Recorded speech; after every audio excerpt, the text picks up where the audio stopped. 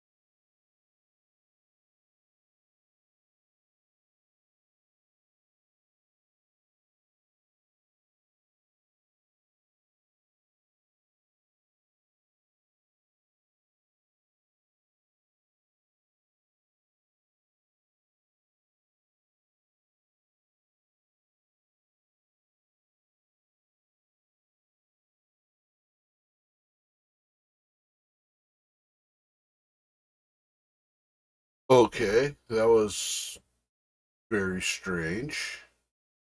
Uh, Welcome back, everybody. Um, Hopefully you're still here. Hopefully you're all still here. Some kind of interruption in the internet. That was very weird. Didn't like that.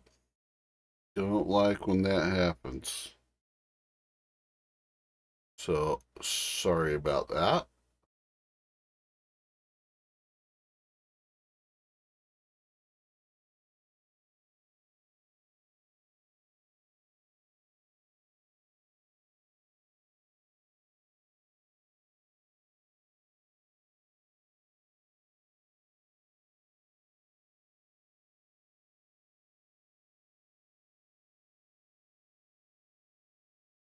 Uh, we will get back into the game here real quick and we'll get the story back up and running and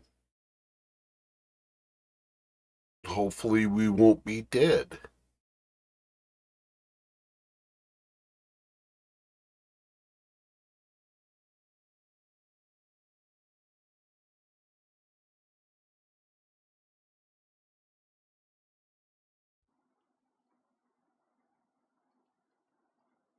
Fortunately, we made it in the house.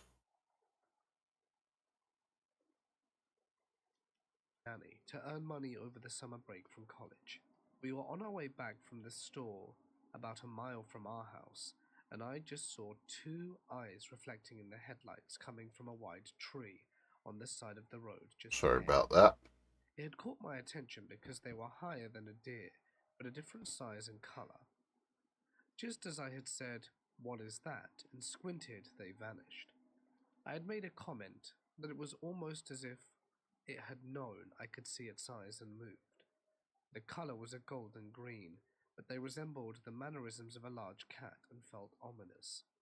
It's hard to explain, but I shrugged it off as we were passing the tree and saw nothing.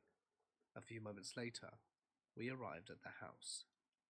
As we were getting the bags from the car, my 3-year-old son came bolting out of the house excited to see me. As I was waiting for my niece to help carry in her bag, I heard my dog growl. I looked in the direction she was looking at, and it was my neighbor's property from across the street. Now, what I saw has kept me up at night. Up until this point, I've always been skeptical, as I had never seen anything with my own 2 eyes, even with what has happened to me the year prior. I still had my doubts that it was just my mind playing tricks on me. Now my street is kind of a spread out neighborhood. Each house sits on several acres, and at the end of our road is Kentucky Lake. My neighbor's house sits adjacent to my house on about an acre of lot. Directly in front of my house is a wall of woods, and directly behind my house is several thousand acres of untouched forest. As I was looking across the street to my neighbor's property, I saw a large, dark figure between the trees at first. The movement caught me off guard, as it looked like something big moving quickly on all fours. Then when it came out into the clear, it stood up and walked like a man. At first I didn't know what to make of it. It was tall, very tall, but what was strange was the distance it was covering, and the fact that when it was in the front of the shed, I swear I could see through it. But what was strange was the distance it covered very quickly, and that when it was in front of his shed, I swear I could see through it. It was clearly walking quickly, but moving faster than any person could at a sprint. More importantly, there was no sound. It was like it was phasing in and out of reality as it moved. What the hell? I realized it was looking directly at us. It had moved at an angle away from us to minimize its time out in the open, and moving as quickly as it could while still being silent. The hairs on the back of my neck stood up as I realized whatever it was striding towards us. I told my niece to get in the house. I grabbed my son and booked it inside. I grabbed my AR-15 with a short scope and came back outside to see my niece still getting stuff out of her car. Knowing I told her firmly and clearly to get in the house, her disregard to my command annoyed me, but I still watched over her without saying a word. As she was walking slowly, she turned towards the woods across the street from my house and suddenly bolted. She ran in up the steps in a panicked state. I asked her what she saw, and her face was as pale as a ghost. She said she heard something big in the woods, walking loudly on the leaves, and when she turned towards it, she heard a deep guttural growl. I asked her why she didn't come with me when I told her, and she said that she thought I was talking to my son.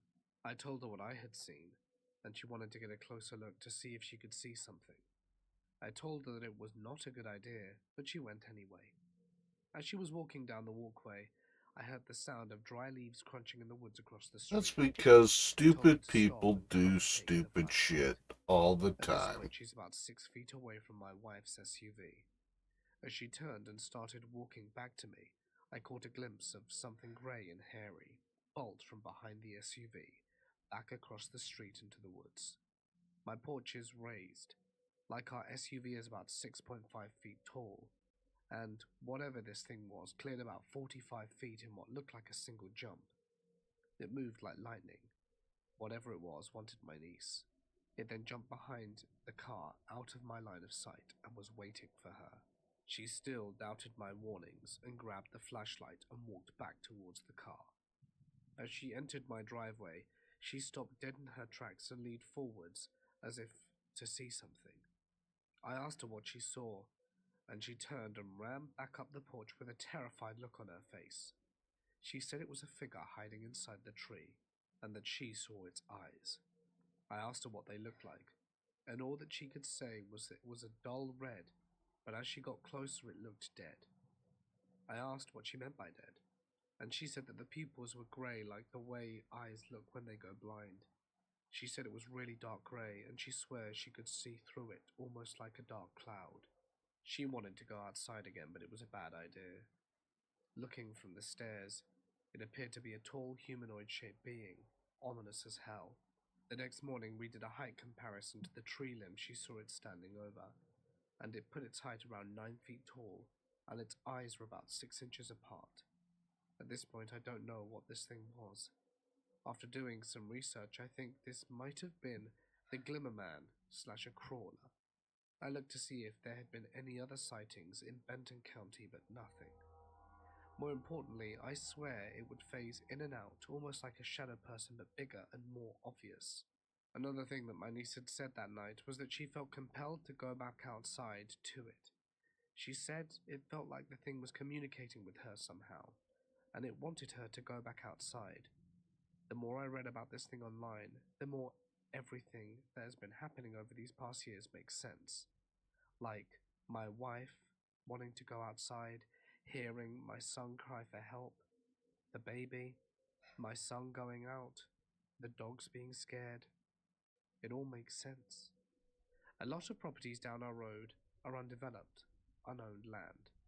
And on one of the trees there's a large old sign that says Screamer lives here, with an arrow pointing back into the woods. Now I have to admit, when I first saw the sign I laughed, thinking maybe the owner screamed at trespassers who entered the property, or teenagers put it up to mess with him.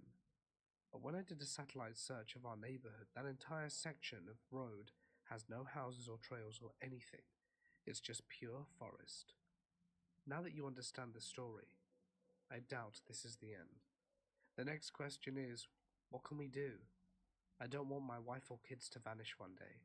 And if there is more than one of these things out there, do we really want to make them missing 411 cases? I feel perplexed and scared. Does anyone have any advice? I lived in Alberta, Canada, in the countryside for most of my life. I'll never forget the creature I saw when I was 9. I was at my cousin's treehouse alone, waiting for them to return. I was looking out the window with no glass, just a cut in the wall, when I noticed a large mass about 30 feet in the forest. I first thought it was a bear, but then I noticed it had bright red eyes. It was almost like they glowed. It looked right at me, then stood up. It had a bear-like head, but its body wasn't bear-like, and it looked insanely tall. It made a deep guttural sound as it slowly lumbered and shuffled towards me. I hid under the window and closed my eyes. I remember hearing it walk under the treehouse and kept going. I never saw the creature again, and I've never stayed alone in the forest since. I used to live in the Hogsback by Morrison, Colorado. I was always awake until 5 a.m. Well, one night, I had the weirdest moan of my life. Like, ugh, but as deep as the ocean. I'm an idiot, so I grabbed my BB gun and went out back. I saw what looked like a dude shambling around, but what looked like rotted cloth hanging off in strips. It shambled away slowly, heading towards my way out there's neighbor 8-foot fence. I checked it through the scope, and it looked like matted arse dreads hanging loose but completely covered. It out of nowhere took off like 100 feet, and I thought it tripped, then shambled into my neighbor's fence, and was scraping its hands there for 20 minutes. It was a little taller than the fence. Then it dropped its hands to the sides and stood there for another 5, and bolted up the hill towards C470. The next afternoon I woke up and went to the neighbor's fence, and it was covered in gore. Bunny entrails hanging off the top of the posts, blood everywhere, and a rabbit pelt on the dirt. It was bizarre. I never saw or heard anything else like it. I've seen and heard black bears around there, but nothing like what I saw that night. This is actually both me and my mum's experience. with what we believed to be the Jersey Devil, but not at the same time. We had separate encounters. I'm still not sure what I saw, to be clear, but to be honest, I don't want to experience it again either way. My mum grew up in Morristown, New Jersey during the 60s. She's a pretty skeptical person when it comes to anything supernatural, and I would say that I am too. Not religious in the slightest, and I don't believe in ghosts.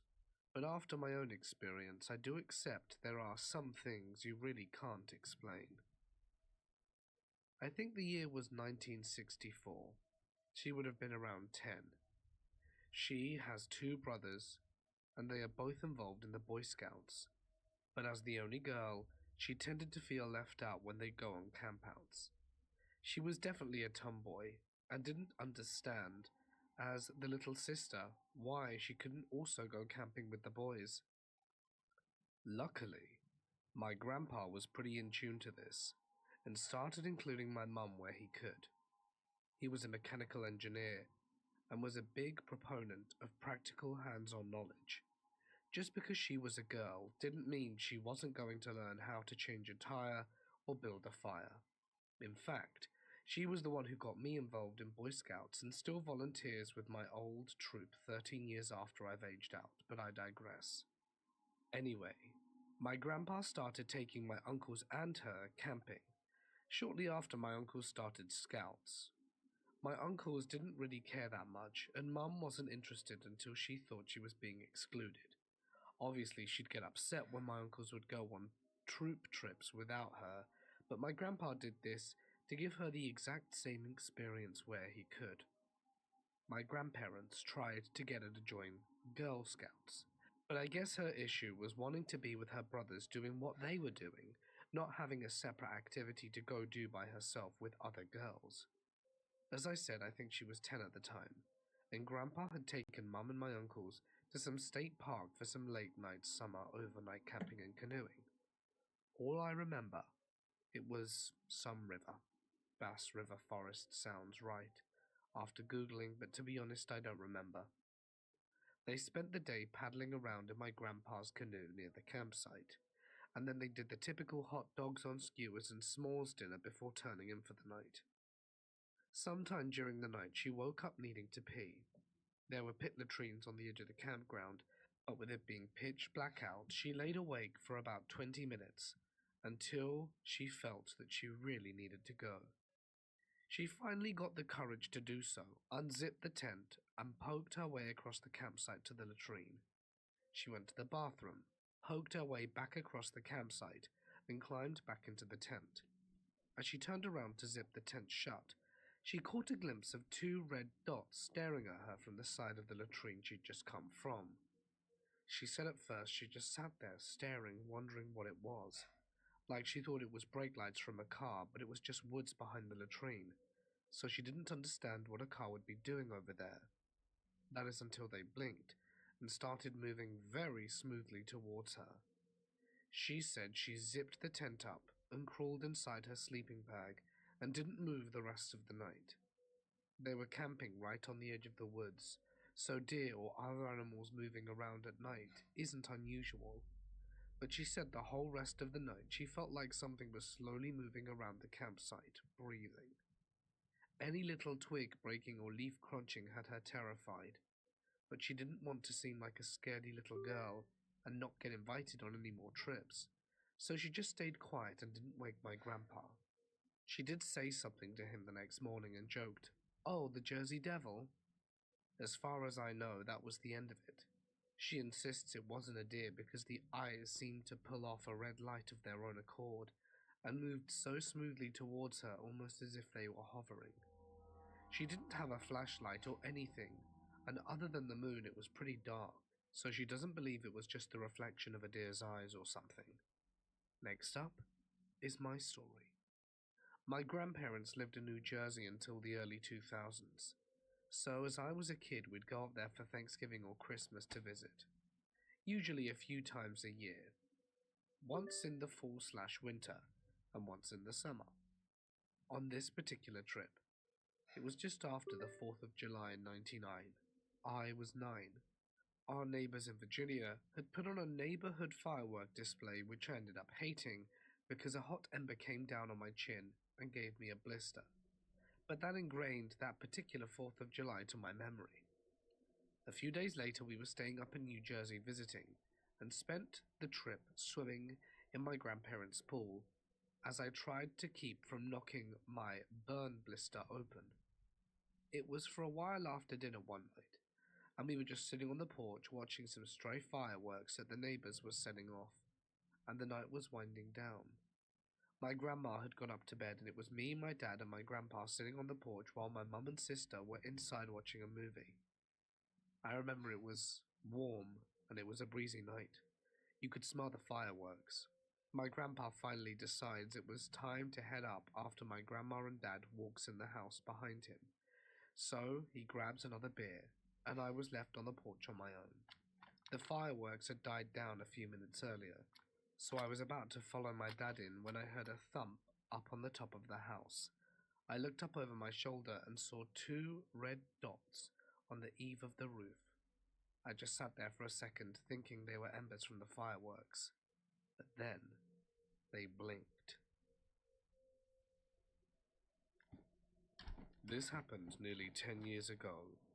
I recently spoke with an old co-worker that I ran into again and spoke about the old day that it was brought up.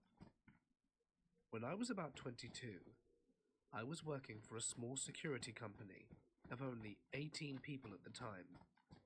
We worked an area of tourism called Seven Falls in southwest Colorado Springs, in the Cheyenne Mountain Canyon area. I remember the shifts being grueling, due mostly to the fact that we were mostly in direct sunlight during the afternoon and evening. At an average shift, we were expected to walk a minimum of 7 miles between the bus and the parking area to the top of the falls. We rarely were allowed the use of the guest elevator. The park was on a hilly incline, so walking to the top down was okay. Bottom up is what exhausted us. In the evening near the base of the falls, native UT and all Cheyenne tribal dancers we had to monitor crowds, which were slight breaks of about 15 to 20 minutes. These falls were still considered state. So it was the native tribes that pushed for their performances, since Seven Falls is considered a state park. At the end of the night, we would sit in the main entrance into the falls at the bottom of the canyon, off Lower Gold Road, and monitor the toll until about 1 a.m., except during weekend holidays when we were out there till 3 a.m. On several occasions, when waiting for my end of my shift, I always had occurrences that made me feel like I was going to be attacked by either an animal or a person. Gutting, hissing, deep, mannish groans, and harassing growls would always be heard from behind the giant gate. Glowing eyes, either red or white in color, but larger than area wildlife, could be seen from behind brush and tree canopies. But what stuck with me was the shimmering humanoid shape. The shimmering was otherworldly. The way I always described it to my family and a few friends was the like of Predator. My first work firearm was an older Smith & Wesson semi-automatic single-pack pistol that was my dad's when he worked at the mountain. But this was the first time I felt Pinky. defenseless while working. I watched this shimmering silhouette crawl on the asphalt over to the top, to what then appeared as if to be standing straight and extending a long, waving arm. This looked like a being, phasing between the physical and incorporeal realms. As I shifted my weight to look closer, as I was awestruck, the glowing reddish eyes slowly came back in focus. Then in a snap, I hear what sounds like an animal climbing up the side of the Tolbooth gutter, as I watched the shimmer jump into a tree, no less than 20 feet away. From here the shimmer jumped again. This time a broken branch fell from the tree. A loud clashing sound ran from the top center of the gate. as the shimmer looked back one last time before going over the gate and disappearing into the Seven Falls Park. That brings us today to May of 2022. My old co-worker and I ran into each other while at Walmart. We decided to go to the Gunther Totti's diner next door. While having a burger and reminiscing about the good old days, he brings up if I ever saw the Predator in his active camouflage at Seven Falls, and my blood ran cold, and I dropped a shade to just about pale. He then proceeded to tell me about his experience on the shift that I had never heard. After leaving the diner and arriving home, I sat in the driveway for a moment contemplating what inhabits Lower Gold Camp Road. It was the beginning of December at night. I was washing my hands in the kitchen sink at Grandma's, and as I was washing them, I saw a green hat bobbing up and down in front of the window that was centered above the sink. I screamed to Grandma that there was an elf out there, and she refused to let me go out to chase it, and I'll never forget the sheer look of terror in her eyes. When my dad came to pick me up much later that night, I ran around the house and there were footprints all around the window in the snow. My family have never been one to go the extra mile to add a bit more magic to the holiday season, so I'm convinced it was none of them. Could it have been an elf? Hey guys, it's Mort here, and thank you so much for listening. Thank you for sticking around. I know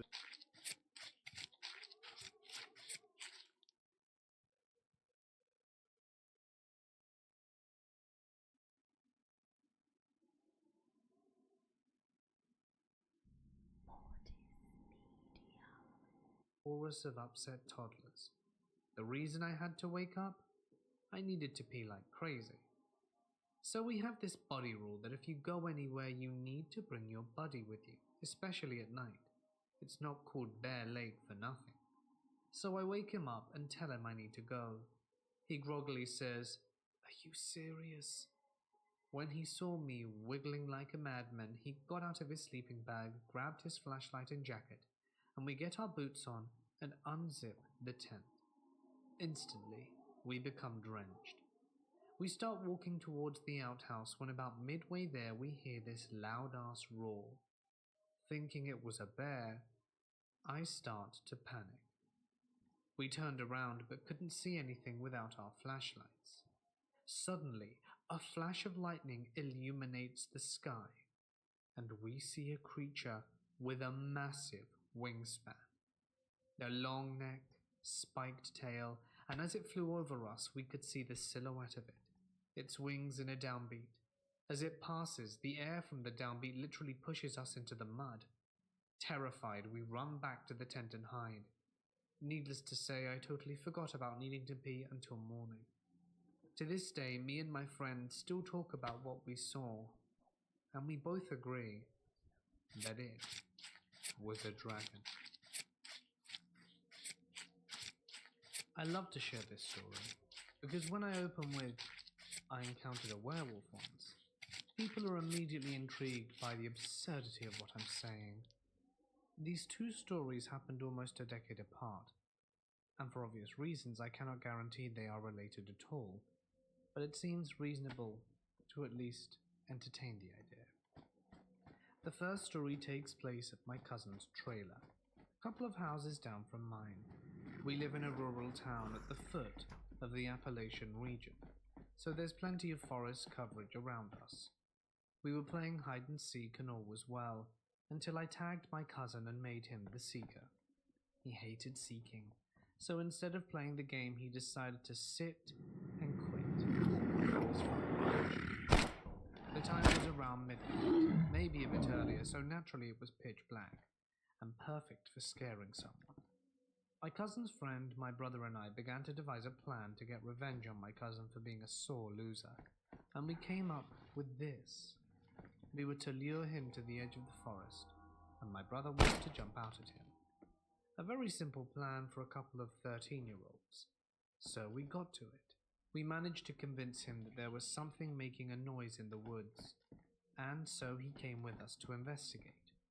As we walked to the edge of the forest, we heard something inside walking at us. I looked at my cousin's friend, and we were both grinning, knowing it was my brother beyond those trees. Then out of nowhere, my brother bursts from the side of my cousin's trailer, screaming and roaring, sending all of us into a fearful panic.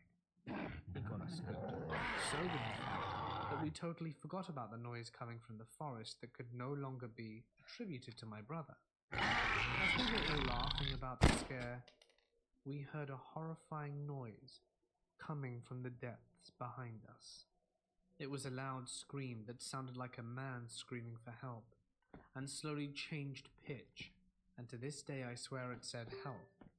After about 5 seconds of human screaming sounds, it turned into the most guttural roar I've ever heard. It was chilling. We ran inside and my cousin opened the blinds to his windows, and it was right then we noticed the obvious and haunting sight of a full moon. Yes, we don't know what could have made that noise. Yes, there are farms around. It could have been a cow being attacked by coyotes, or pretty much anything that happens in rural America, but I've never heard anything like it before or since. Jump forward 9 years. I'm coming home late from work. As I'm driving, I see 2 bright orange eyes peering at me from the side of the dark road. I thought it may have been a fox or a dog, but as I got closer I realized it was not your average fox or dog. It was a massive, black, wolf-like dog.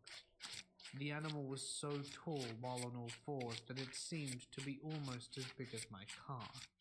Its back legs were almost kangaroo-like, very long and muscular looking, while the front legs were short and thin. It dashed across the road and in front of my car, jumping the fence to the left with no struggle.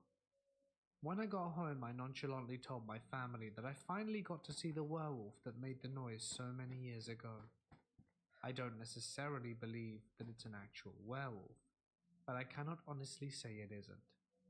Anyway, I thought you guys might enjoy this story. Keep a keen eye out on full moon nights. I was out camping with my friend Josiah in the mountains of Pennsylvania. It was the weird in-between season after winter, but before spring really kicks off. There were still no leaves on the trees, but the day of hiking to the camping spot was about 60 degrees. I bought a small rifle, as we wanted to do some plinking while we were out. We set up the camp at about 3 p.m., leaving plenty of time for shooting. Just 2 buddies, with guns, out in the middle of the mountains. It was an incredible day. Night began to fall upon us. The air started to chill, and we built a fire for the night. Breaking out the bourbon, we talked about everything from future plans, girlfriends, and how society sucks.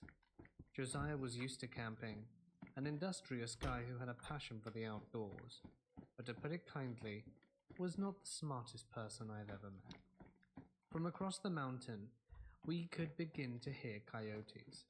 This is common when camping in Pennsylvania. Something you should know about coyotes is that they are incredibly noisy, and you can hear them from miles away. They are completely terrified of people, and therefore not a danger in the slightest. Or so I thought. The coyote calls were getting closer. Fine, we thought, as they were probably just using the trails to move more efficiently between the mountain peaks. This comforting logic dissolved over the next hour or two as the chilling howls kept getting closer. Josiah casually mentioned that the coyotes are close, but he and I both knew they were actively avoiding us. Shortly after he said this, the call stopped, and we were in complete silence. The pops and flickers of the dying campfire were our only indication that time itself hadn't frozen. That's when the bushes behind us began to rustle. Grabbing my flashlight, I scanned the woods around Josiah and me, only to catch the reflection of about half a dozen set of eyes in a circle around us. We both realize what is happening at the same time. Josiah grabs the rifle, hands it to me, and in return I hand him the flashlight. I slowly chamber around into the semi-automatic 22 caliber rifle, realizing that I probably don't have enough firepower to stop all of these coyotes should the situation escalate. Josiah and I stand with our backs towards the fire, him using the light to illuminate each coyote. The moment they break a twig underneath their movement, the coyotes, once illuminated, let out a bark, then move behind a tree. It appears as if hunting us is a game to them, as we stand there playing this game of high-stakes flashlight tag with a rifle. I come to presume that these dogs are just coming out of a very harsh winter and are probably starved. The standoff lasts for hours.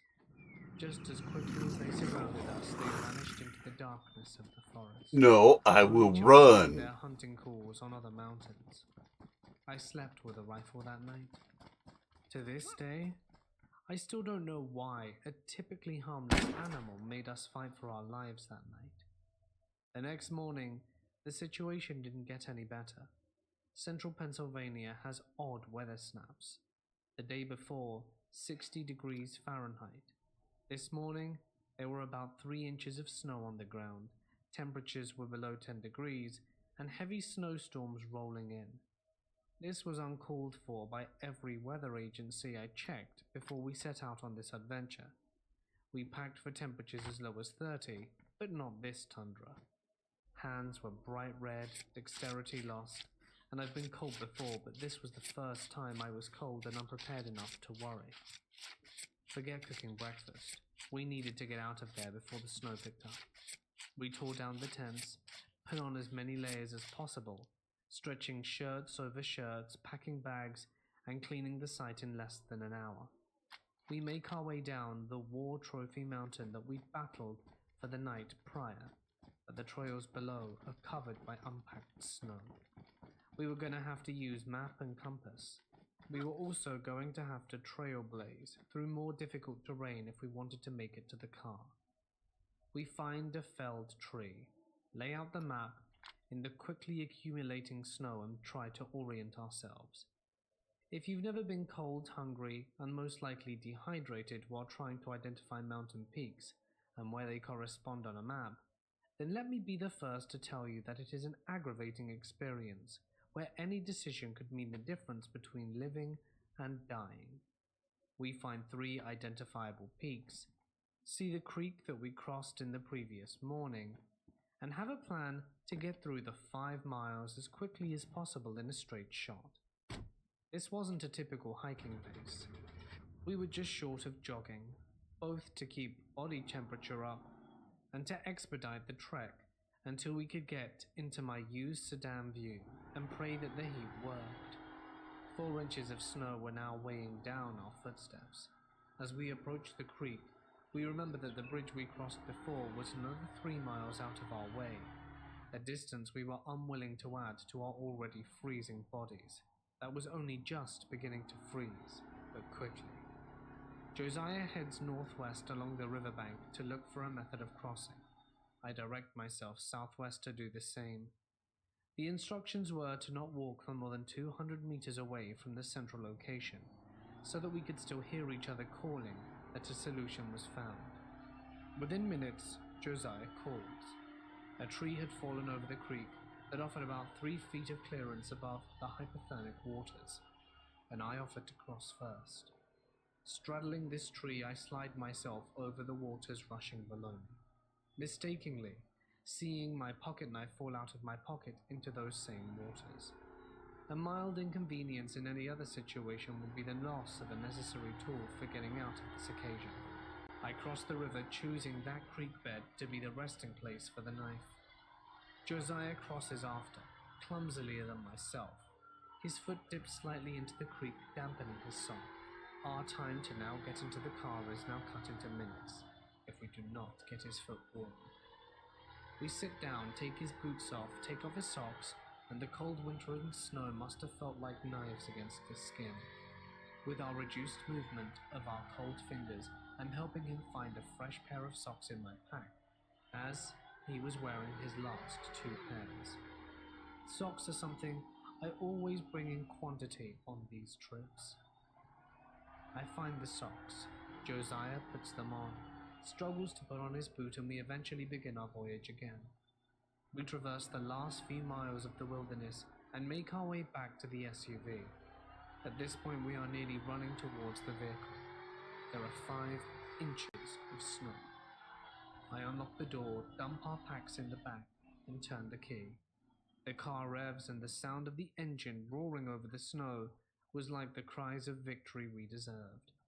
We kept the car in park, pushed on the gas to rev the engine up to about 2,000, heating up the cabin for the 2 of us. We could finally feel our fingers and our toes. Driving back over the mountain, listening to the radio weather forecasts, mocking us by their explanations of how serious this unforeseen storm is, and that school districts all over the county are already closing for the following Monday. We get back to my farmhouse, heat up coffee, make eggs, and laugh about how we nearly perished twice in the last 48 hours. After breakfast, after nearly dying, Josiah drives home. Camping is about challenging yourself and reconnecting to what mankind once was, with some added amenities. That trip was far more than the challenge either of us had in mind, but it added confidence to our ability to work together in bad situations. I live in Wyoming, Michigan, about a walking distance away from a resurrection cemetery. If you look it up on Google Maps, you'll see it has a tree line surrounding it. The tree line closest to the woods is where I've seen something multiple times. Well, you can determine what it is for yourself. The first encounter I had with it was with my sister. She was going to walk through the cemetery. It was late at night, and I had the gut instinct to go with her, so I did. We were playing Pokemon Go, and I didn't like the forested area around it, especially this large pine tree. That, via a maintenance path, led to the crematorium. I was scared out of my mind, but we went towards the crematorium anyway to get a Pokestop and find a Jigglypuff.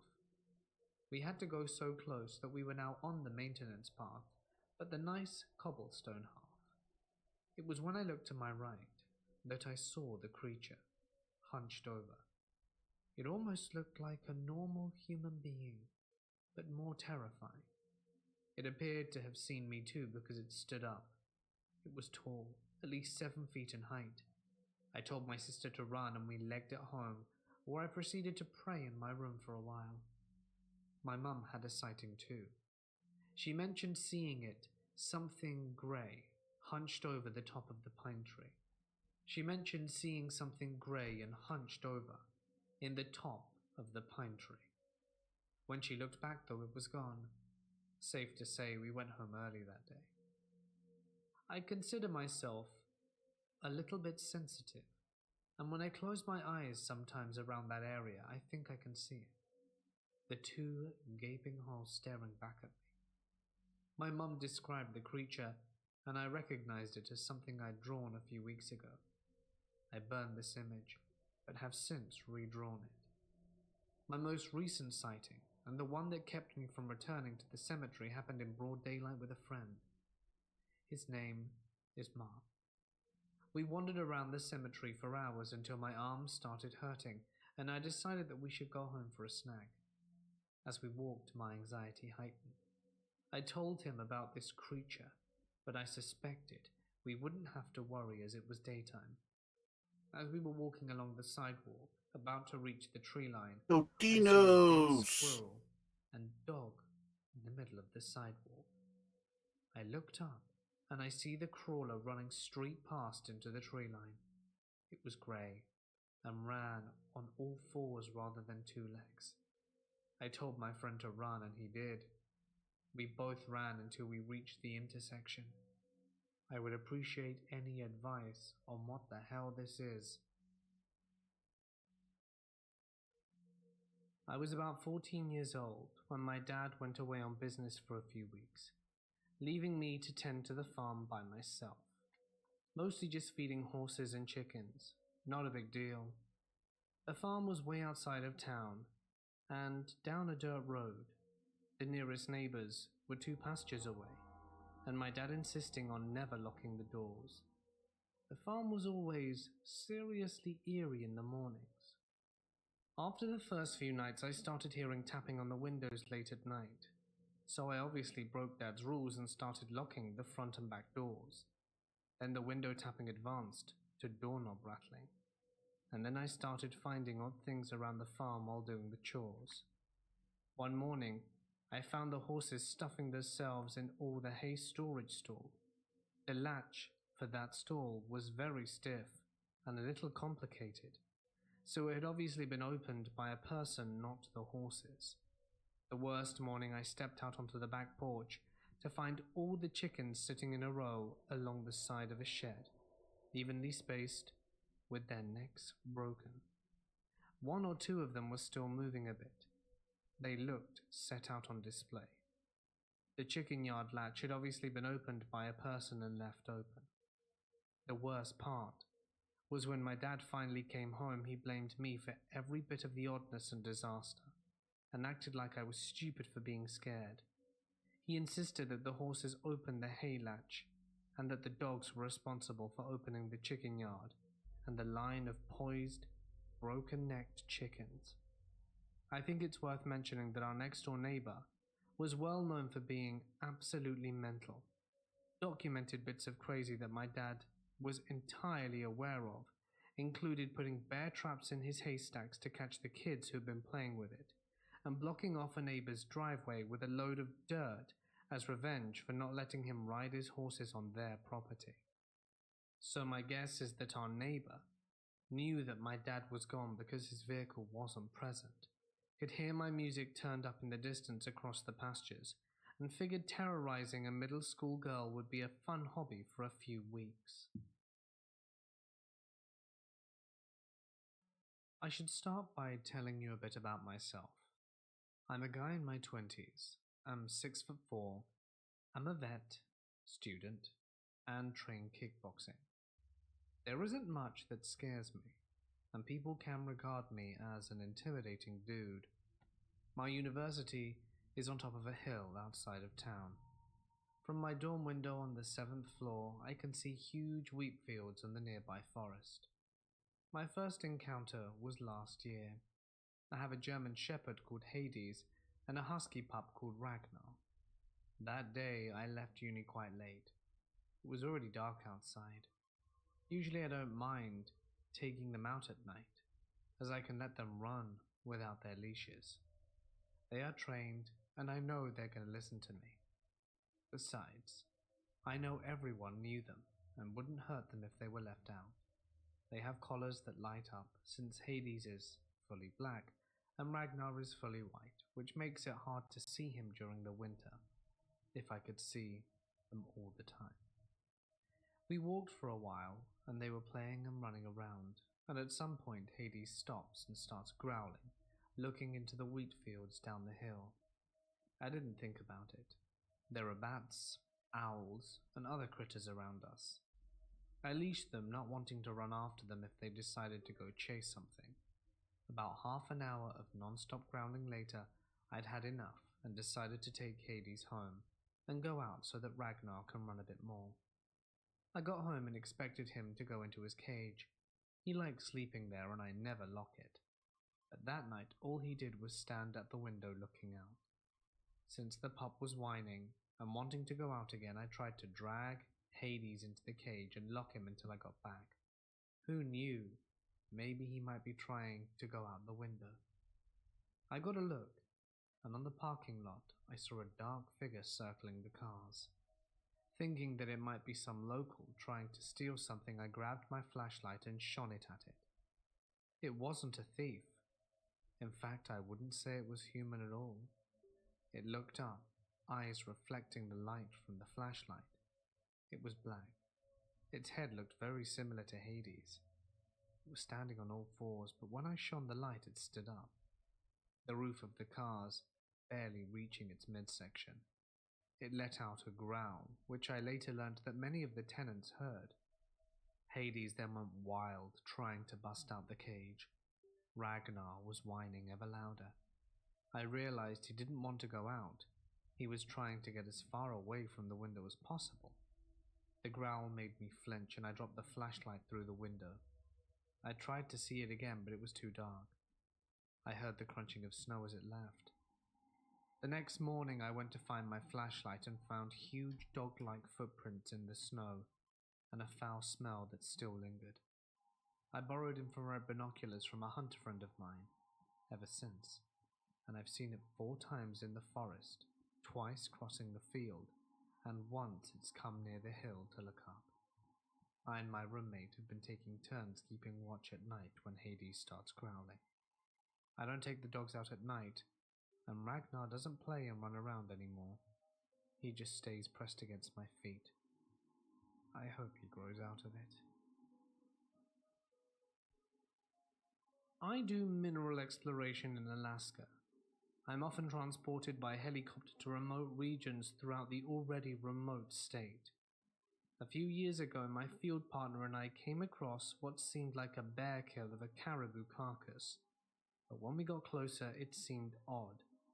The only thing that remained were 2 spines and 1 head. The head was arranged such that the mouth was wide open, pointing up like it was screaming towards the heavens. The eyes were cut out. Very weird. There's also been many instances of coming across old miner buildings littered with dog skeletons, or having strangely new children's clothes thrown about.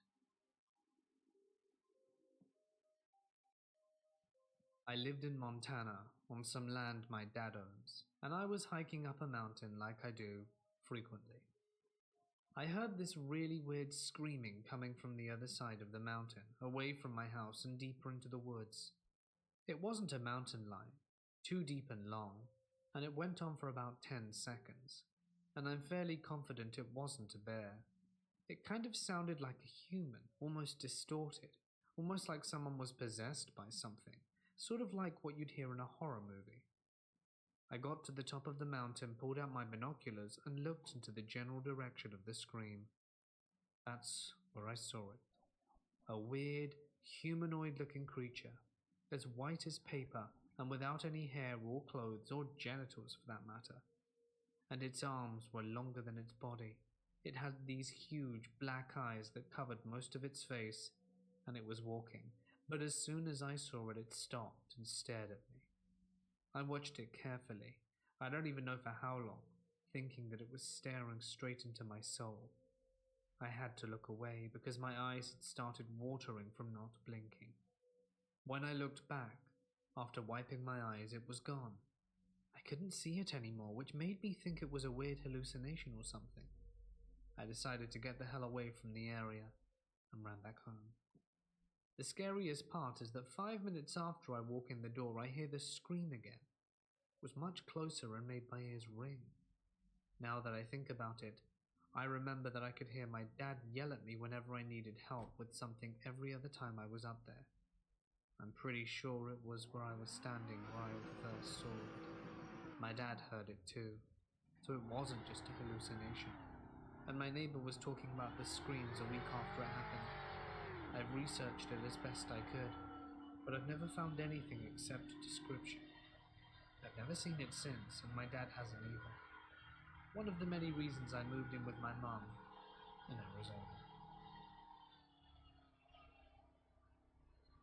This didn't happen to me, but my boyfriend and his cousin.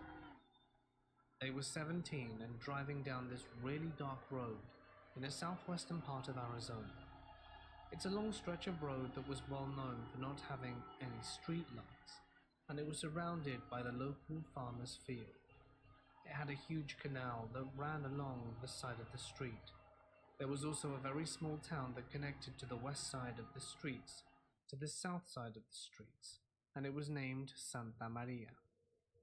Now my husband and I, who were both born and raised in Arizona, grew up close to this area.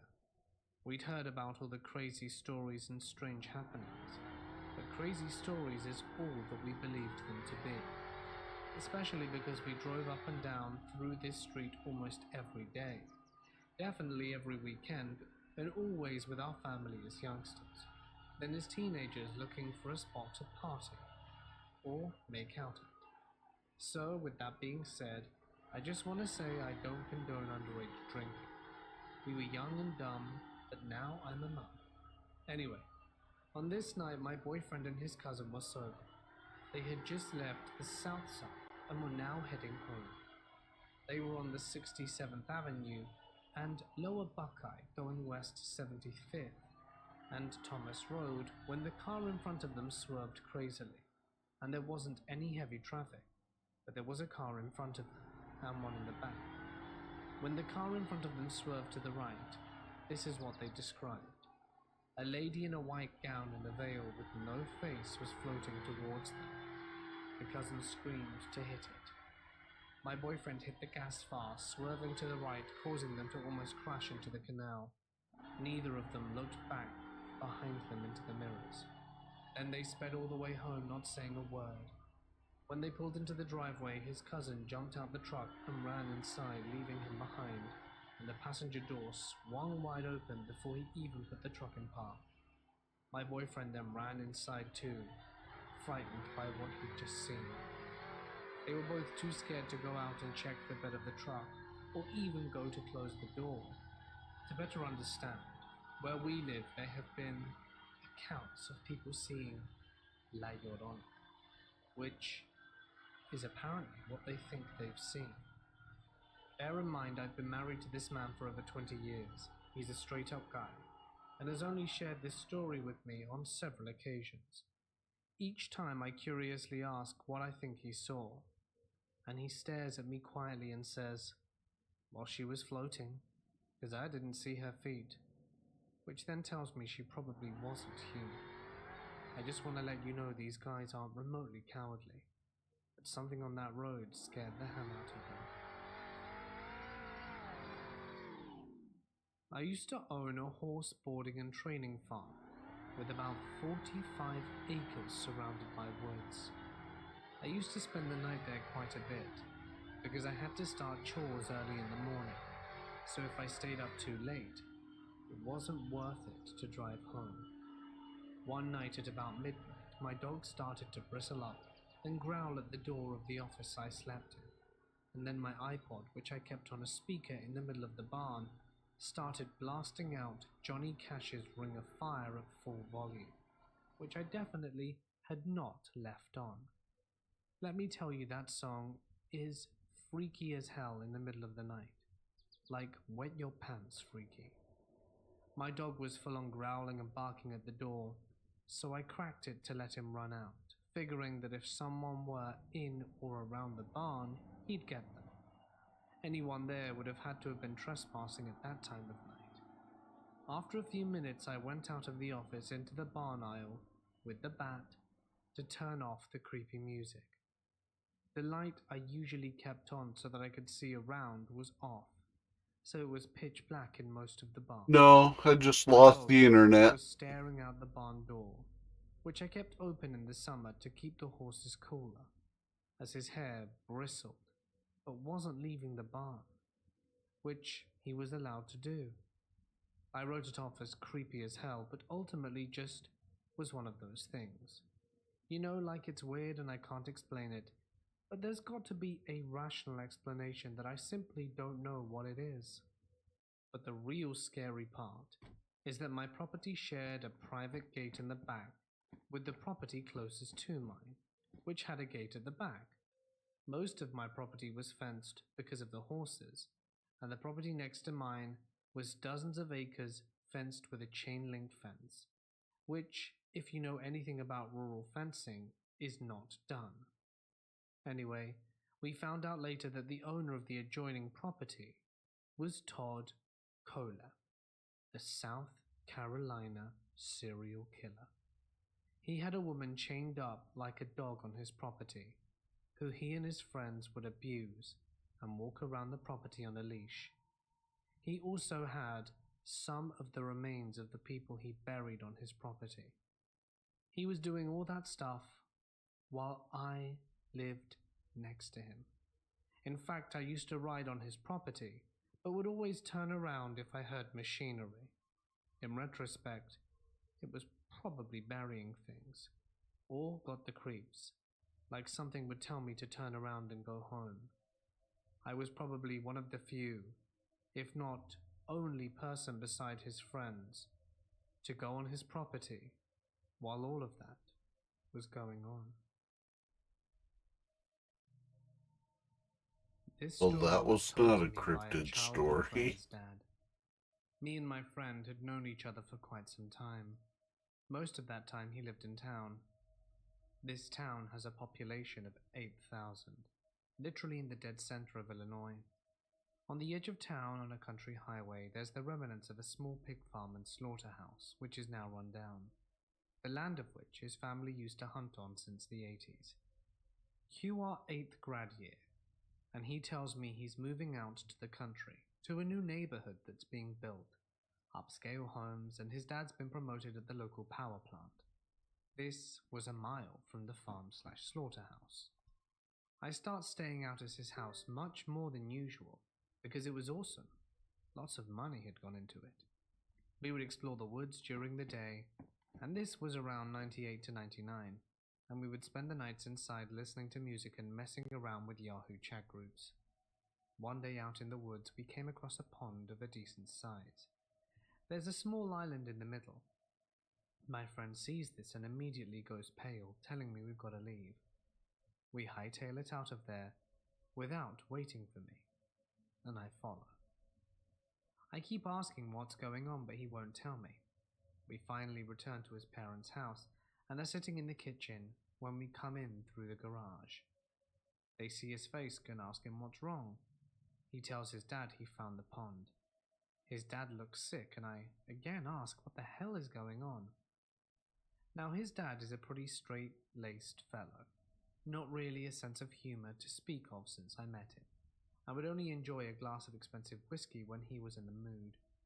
He decides now is one of these moods. After getting his glass and taking a few sips, he makes us promise to stay away from there and tells us this story. When he was younger, his dad took him and his brother to hunt out there. This incident happened when he was 19 and well seasoned. They got out early and decided to set up by this pond. Slow day. Only a few deer that weren't really... Ow! Fucker. Starting to get the idea of a new spot, they heard a rustling from outside the pond. How the hell did you see me, you dick? A wolf. But those aren't here. Not a thing in our area. At least not capable of walking to the pond. Looking at it, then stood up on its hind legs, walked that way into the water, swam to the middle, but walked up to the island on 2 legs, and it stood there before lying down and seemingly fell asleep. They decided to wait to make sure it was out, then slowly backed away, getting back to the truck as quick as possible, never going to hunt back there again. Again, this was told to me quite some time ago, but it always stuck with me. My friend's dad never joked with us. He never seemed to have much of a sense of humor at all. I spent a summer doing conservation work, out in the absolute middle of nowhere. I was part of a crew that would spend 2 weeks camping in remote places to do manual labor in places machines couldn't get to. We were building a new hiking/biking trail in the back portion of a designated wilderness area in a high-altitude desert. This means that the nearest civilization was a 2-hour car ride to a town of 41 people, in a sandy soil area where tracks last forever. It was in the middle of our stint during the early part of the night, where everyone else had gone to bed, but I stayed up to read. It must have been around 11:30 or so, still pitch black outside, with clouds having covered the stars. My headlamp was probably the only light on a 40-mile radius. Suddenly, I hear footsteps walking around our camp, and head towards the tents from where I was in the community tent. The sound immediately put me on edge, as I felt the hair on my arms raise and my adrenaline spike. I recall thinking to myself that 2 things are very wrong. since the person was not using a light to see, and the footsteps were not coming towards me from the tents. Rather, it was the opposite. Within the 4 seconds it took me to drop my book, get up, and turn the corner of the tent to cast my light on the sleeping tents, the sound had stopped, but I saw tracks in the dirt before me. It looked like they came from one end of camp, looked in my tent, walked through the sleeping tents, and kept going again out of camp. I don't know if I was making too much noise or not by walking around, but the rest of my crew ended up waking up and asking me what was going on from inside their tents. After explaining what I found, they all got up to look at the boot prints in the dirt. They were damn near perfect copies of my own boots, except for one small thing. I had a rock stuck in my treads that were messing up the symmetry. I was wearing fairly common work boots, except I also happened to wear US size 15 double wide, so there's no way in hell this was one of the other crew members. I don't think any of us slept much that night. Never saw or heard anything more after the night. A light rain removed the tracks a few days later, but I do remember none of us were willing to step on the prints themselves and chose to step over them like cracks in the sidewalk.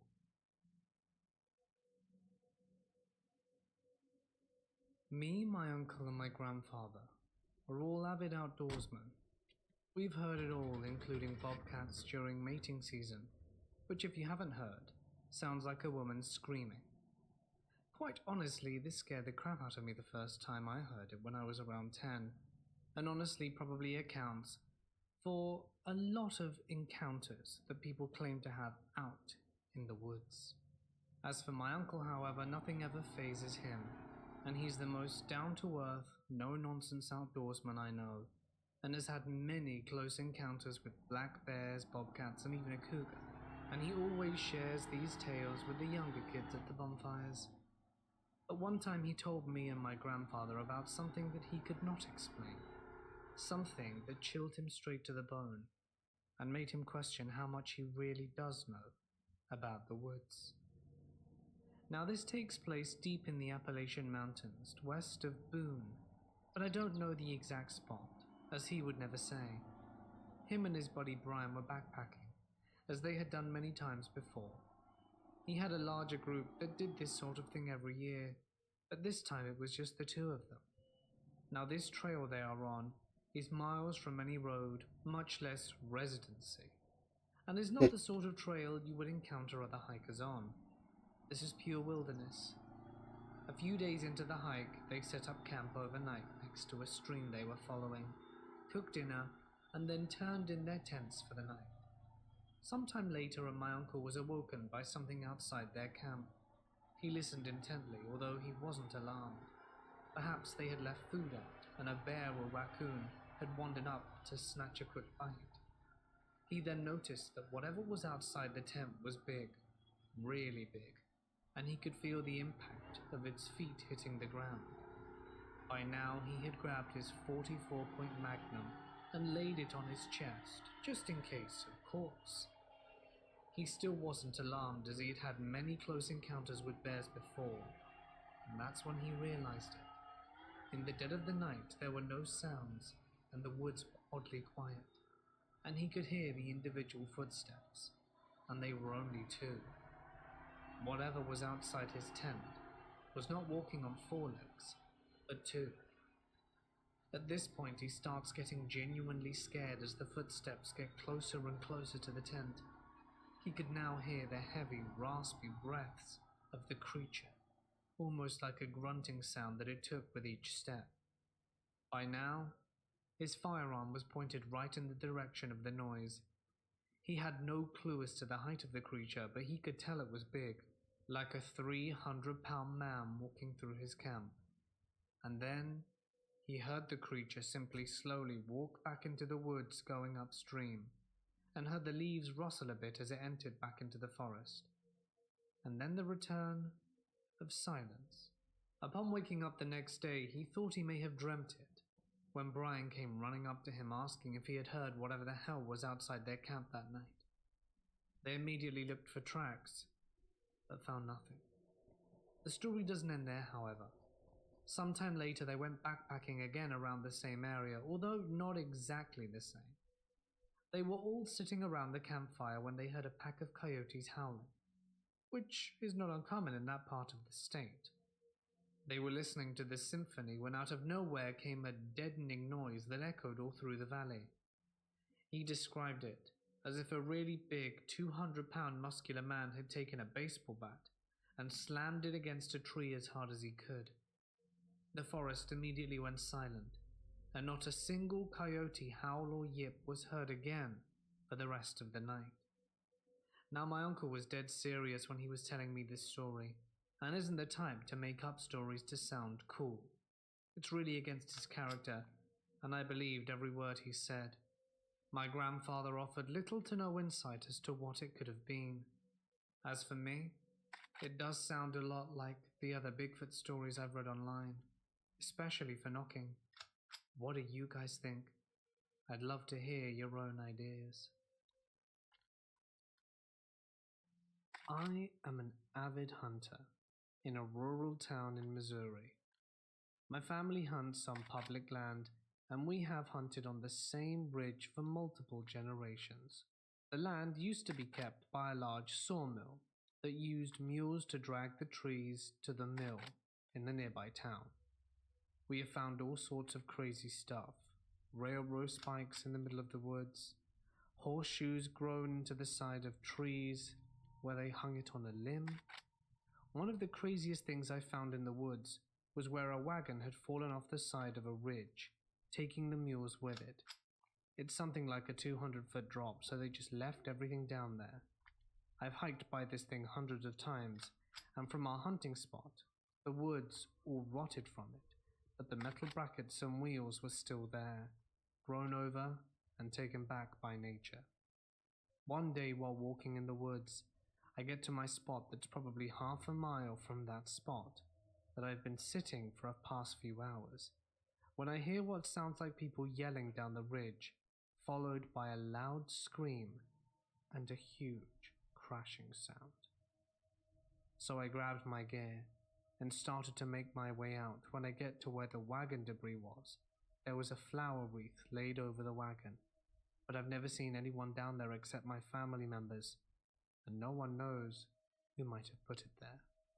We talked about that night back at camp, and we could only assume that if someone had passed in that wagon, maybe it was some distant grandchild or something, and that day was the anniversary of it happening. But that still doesn't explain the sound that I heard. I'm still hunting in the same place, but I've never heard or seen anything since. I was in Southeast Alaska for around 15 days a few summers ago. We had just finished up dinner and washed out our pots and pans, and had gone into our respective tents in the trees along the shore that we had stopped at for the night. The spot we had chosen to camp at wasn't ideal. The tide was said to come in pretty far that night, and would only leave us with a few feet before the water would be lapping up at our tent flaps. But we also didn't care that much, as it had been raining and incredibly windy that day, so kayaking was hardly any fun at all, and we needed to stop. About 45 minutes after we said goodnight to one another, I heard some splashing in the tidal zone, probably 20 feet from my tent. I didn't think much of it because a few times before, when in Alaska, we had stopped at beaches where the tide had risen within a few feet of our tents. I tried to ignore it, although in my mind I'm freaking out. Our camp spot was less than ideal if you wanted to escape in the middle of the night. We were at the base of a relatively steep hill that was covered in alders and slick with rain. To the left, probably 70 feet of where we camped, there was a rocky outcrop that went out into the water and was about 20 feet tall and steep enough that you couldn't climb it. For example, a grizzly bear, and there were lots out in the summer, we had seen 4 or 5 times that day, alone, patrolling the beaches. It wanted to see what was going on down the beach and walk towards us from the right, and it would basically seal off our movement, sort of like putting the cork back in a wine bottle. not many places to go. After 15 minutes of hearing splashing, I start to try and rationalize, enough to go to sleep. But that's when I start hearing something other than splashing. This incredibly high-pitched gargling sound breaks through the night's relatively quiet air. It sounded as though two cats had gotten into a fight, but every time they let out a scream, the other cat would push one cat's head underwater. This went on for a good 20 minutes. After it died down, I hear, "That's weird, huh?"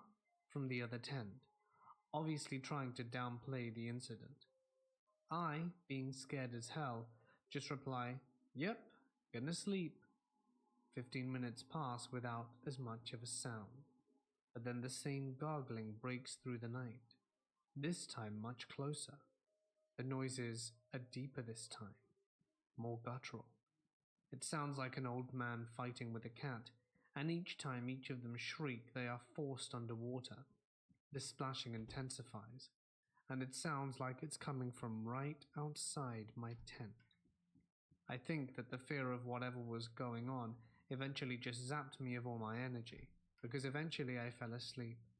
I just remember that I didn't move a muscle, and I didn't move for so long that all of my muscles ached after a while, and I could feel my heart beat in my throat all night long. We woke up, had breakfast, broke down the tents, and got back on the road. Didn't hear it ever again. A few weeks later I did some Googling, and I'm pretty sure it was just sea otters fighting each other in the intertidal zone, but it was scary as hell. I was at my girlfriend's house for the weekend, which is usually every Friday to Sunday, and in of itself isn't that unusual. We both recently started college. She still lives with her parents and two younger brothers. It was about 4:50 in the morning, and this is when the creepy stuff began. You see, everyone else in the house was asleep, except for us. We love staying up late to play video games or watch films. We just finished watching a movie, in fact, and were preparing to go to sleep. I was getting changed into shorts and a shirt to sleep, and my girlfriend went to the kitchen to get us both a glass of water, since her room can get very hot and stuffy during the summer. After getting changed, I was chilling on the beanbag in her room, waiting for her to return.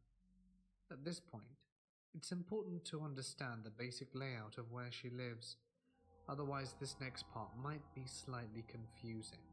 So her house is about 8 minutes outside the city limits, and she has a long driveway that goes from the road up a hill that leads to her house. Her house is surrounded by trees and fairly dense forest, and her nearest neighbors are a good couple of minutes away.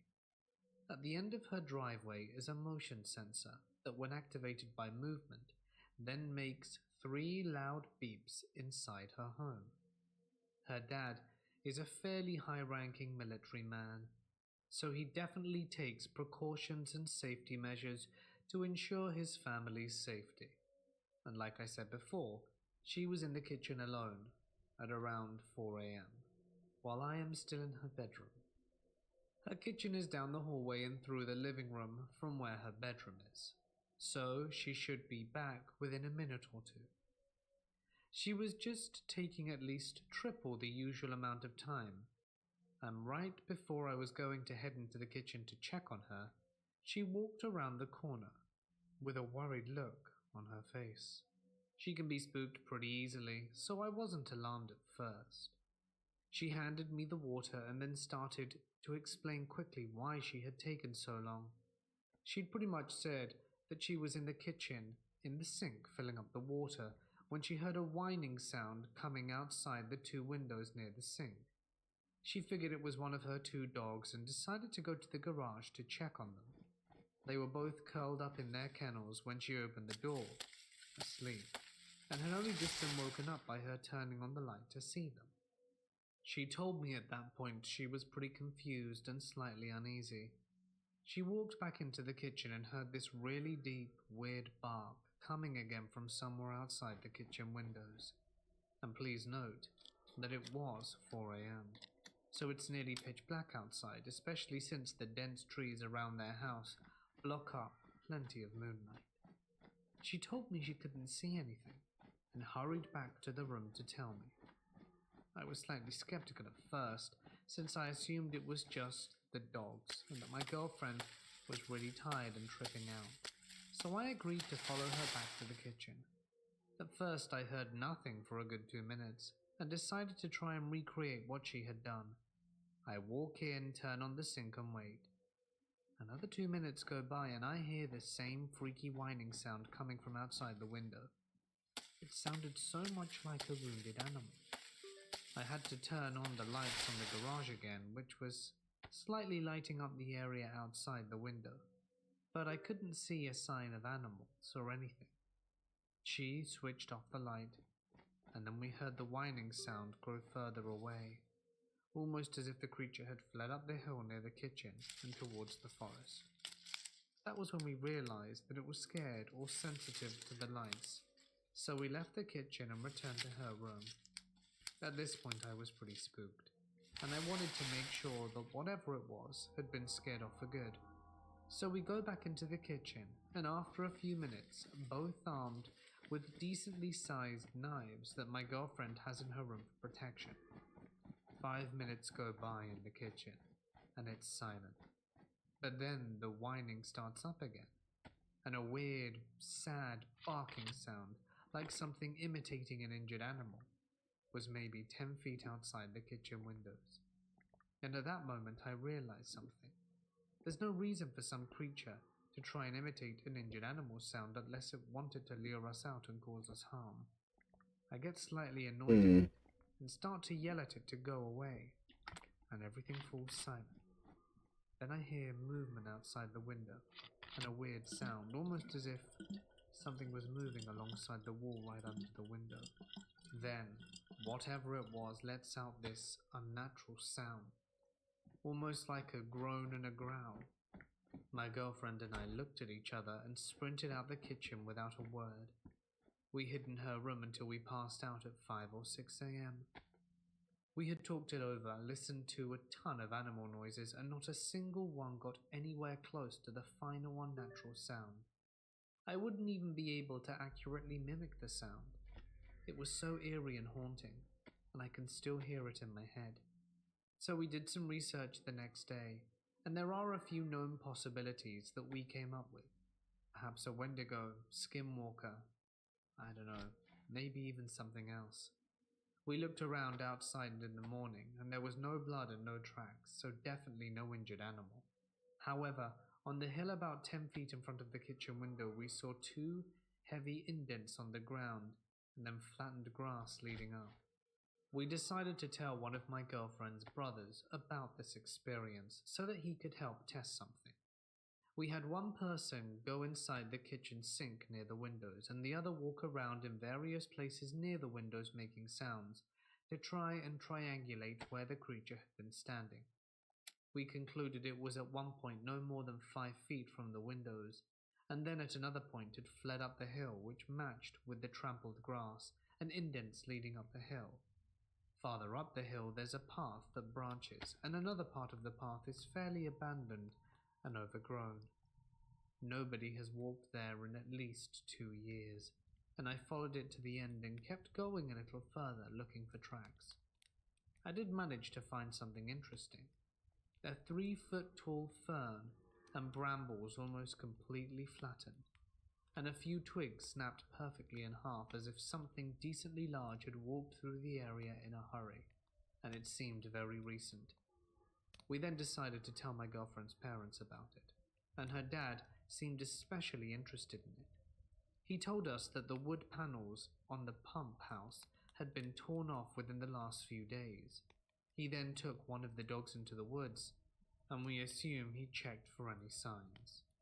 He returned and about 2 days later installed a camera right next to the kitchen window where we heard the sounds. And again, he's a pretty high-ranking military man, and he 100% believes that there was something going on that night. If anyone has any thoughts or input, I'd appreciate it.